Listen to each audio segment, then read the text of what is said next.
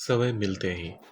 इसके लिए आप कह सकते हैं एज़ सून एज़, और फिर इसके बाद जो भी आपका सब्जेक्ट रहेगा और फिर गेट्स द टाइम,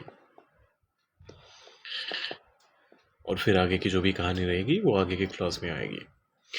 एग्जाम्पल्स देख लेते हैं बेहतर क्लैरिटी के लिए। नए हैं अगर चैनल पर तो सब्सक्राइब कर लीजिएगा, फॉलो कर लीजिएगा। As soon as I get the time I will review your proposal.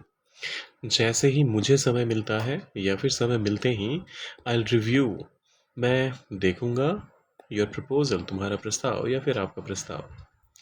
As soon as the editor gets the time, जैसे ही संपादक को या फिर एडिटर को समय मिलता है, शील go through the manuscript. Manuscript पांडुलिपि के लिए कहा जाता है, तो जो भी पांडुलिपि है वो उसकी समीक्षा करेंगी या फिर उसके थ्रू उस पर एक सरसरी निगाह डालेंगी जैसे ही संपादक को समय मिलता है। As soon as we get the time, जैसे ही हमें समय मिलता है, we'll discuss the expansion plan।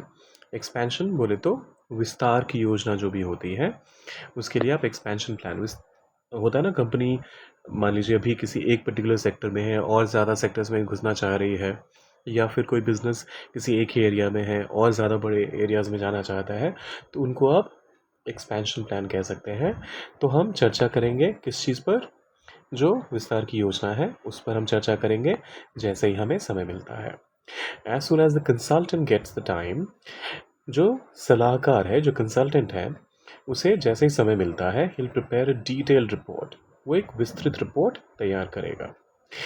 As soon as they get the time, जैसे उन्हें समय मिलता है, they will visit the construction site, वो कंस्ट्रक्शन साइट का दौरा करेंगे या फिर कंस्ट्रक्शन साइट पर खुद जाएंगे। अब एक एग्जाम्पल सेंटेंस आप लिख दीजिए कमेंट्स में, और जाने से पहले लाइक शेयर और सब्सक्राइब करके जाइएगा। मिलते हैं जल्दी।